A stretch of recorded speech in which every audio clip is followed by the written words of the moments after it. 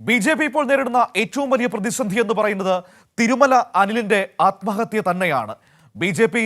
നേതൃത്വത്തിന് വലിയ പങ്കുണ്ട് ആ മരണത്തിലെന്ന ആക്ഷേപം ശക്തമായി പൊതുസമൂഹത്തിൽ ഉയർന്നു നിൽക്കുകയാണ്. അത് ചർച്ച ചെയ്തുകൊണ്ടിരിക്കുകയാണ്. അതിനിടയിൽ ബി.ജെ.പിയിലും വലിയ പ്രതിസന്ധി രൂപപ്പെടുന്നു എന്നതാണ് ഏറ്റവും പ്രധാനപ്പെട്ട കാര്യം. നേതാക്കൾക്കെതിരെ സാധാരണക്കാരായ പാർട്ടി പ്രവർത്തകർ വലിയ രോഷമാണ് ഈ വിഷയത്തിൽ പ്രകടിപ്പിക്കുന്നത്. അതുമാത്രമല്ല, RSSനും വലിയ അതൃപ്തി തിരുമല അനിലിന്റെ മരണത്തിലുണ്ട് എന്നാണ് ഇപ്പോൾ മനസ്സിലാക്കാൻ കഴിയുന്നത്. ഇന്നലെ തിരുമല അനിലിന്റെ മരണവുമായി ബന്ധപ്പെട്ട് ബി.ജെ.പി. സംഘടിപ്പിച്ച അനുശോചന യോഗത്തിൽ പോലും പങ്കാളിത്തം വളരെ കുറവായിരുന്നു. ബി.ജെ.പി. പ്രവർത്തകർ, RSS പ്രവർത്തകരൊക്കെ യോഗത്തിൽ നിന്ന് വിട്ടുനിന്നു എന്നാണ് ഇന്നലത്തെ ഏറ്റവും പ്രധാനപ്പെട്ട കാര്യം. അതേസമയം ഈ കേസിന്റെ അന്വേഷണവും മുന്നോട്ട് പോകുന്നു.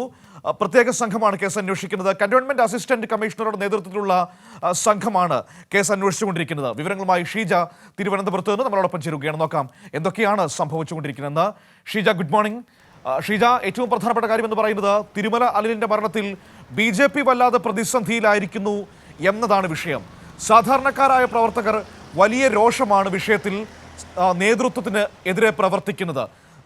നേതൃത്വം ഒരല്പം സഹാനുഭൂതിയോടെ പ്രവർത്തിച്ചിരുന്നുവെങ്കിൽ, ഇടപെട്ടിരുന്നുവെങ്കിൽ തിരുമല അനിലിന്റെ ആത്മഹത്യ ഒഴിവാക്കാമായിരുന്നു എന്ന പൊതുവികാരമാണ് പ്രവർത്തകർ പങ്കുവയ്ക്കുന്നത്. എന്താണ് യഥാർത്ഥത്തിൽ ബി.ജെ.പിക്കുള്ളിൽ സംഭവിച്ചുകൊണ്ടിരിക്കുന്നത്?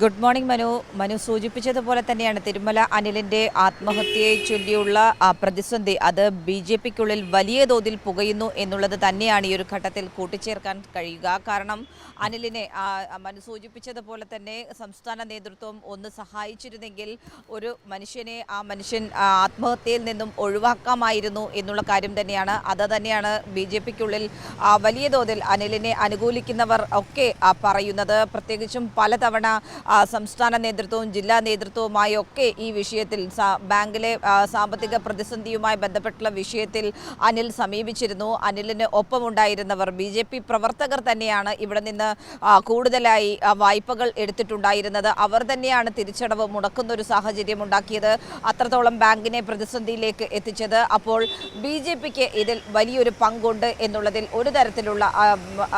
ഒരു തരത്തിലുള്ള സംശയവുമില്ല.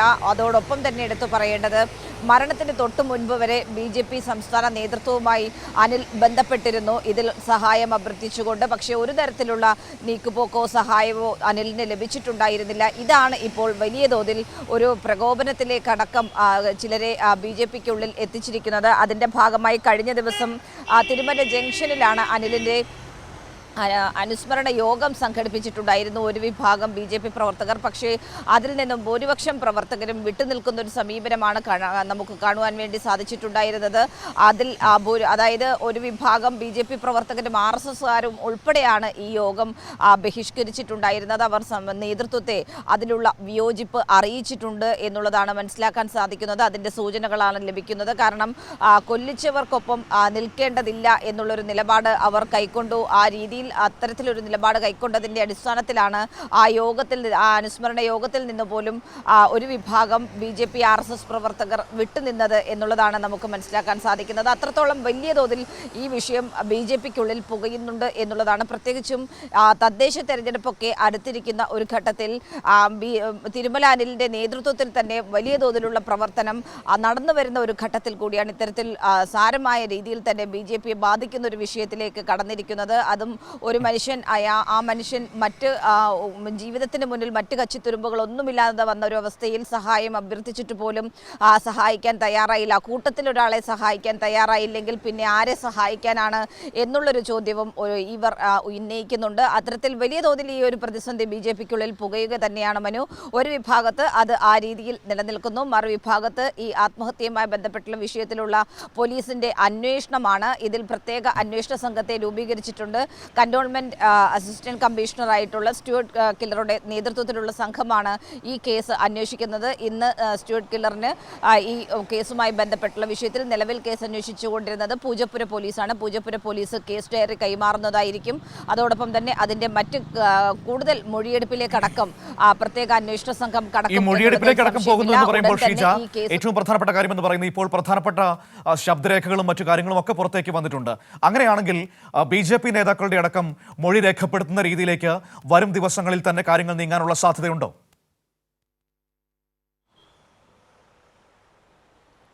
തീർച്ചയായും മനു, വരും ദിവസങ്ങളിൽ ഉടൻ തന്നെ അത് മൊഴിയെടുപ്പിലേക്ക് കടക്കും. അത് BJP നേതാക്കളുടെ അടക്കം മൊഴിയെടുപ്പ് ഈ വിഷയവുമായി ബന്ധപ്പെട്ടുകൊണ്ടുണ്ടാകും എന്നുള്ളതിൽ ഒരു തരത്തിലുള്ള തർക്കവുമില്ല. കാരണം BJPയുടെ സംസ്ഥാന അധ്യക്ഷൻ തന്നെ അദ്ദേഹം ഈ മരണവുമായി ബന്ധപ്പെട്ടൊരു ഫേസ്ബുക്ക് കുറിപ്പിട്ടപ്പോൾ അതിന് തൊട്ട് 2 ദിവസം മുൻപ് അനിലിനെ കണ്ടിരുന്നു എന്നുള്ള കാര്യമൊക്കെ പറഞ്ഞിരുന്നു. അപ്പോൾ സംസ്ഥാന അധ്യക്ഷൻ്റേത് ഉൾപ്പെടെയുള്ള മൊഴിയെടുക്കൽ ഈ വിഷയത്തിൽ ഉണ്ടാകും എന്ന് തന്നെയാണ് പ്രതീക്ഷിക്കുന്നത്. അതോടൊപ്പം തന്നെ ഈ കേസിൻ്റെ പ്രാഥമിക അന്വേഷണം പൂർത്തിയാക്കി ഈ കേസ് ക്രൈംബ്രാഞ്ചിന് കൈമാറാനുള്ള ഒരു സാധ്യതയും ഉടൻ തന്നെ ഉണ്ടാകും എന്നുള്ളതാണ് അതിൻ്റെ സൂചനകൾ കൂടിയാണ് ലഭിക്കുന്നത്. ഏതായാലും ഈ കേസുമായി ബന്ധപ്പെട്ടുകൊണ്ട് ഉയർന്നു വന്നിട്ടുള്ള ആക്ഷേപങ്ങൾ, പ്രത്യേകിച്ചും കഴിഞ്ഞ ദിവസം കൈരളി ന്യൂസ് പുറത്തുവിട്ട ഓഡിയോ സംഭാഷണങ്ങൾ അടക്കം ഇതിൻ്റെ ഒരു കൂടുതൽ തെളിവുകളാണ് പുറത്തു വന്നിട്ടുള്ളത് അതിൻ്റെ അടിസ്ഥാനത്തിൽ. അപ്പോൾ അതടക്കമുള്ള കാര്യങ്ങൾ സമഗ്രമായി തന്നെ ഈ പ്രത്യേക അന്വേഷണ സംഘം പരിശോധിച്ച് തന്നെയായിരിക്കും മുന്നോട്ട് പോകുക മനു. ശരി.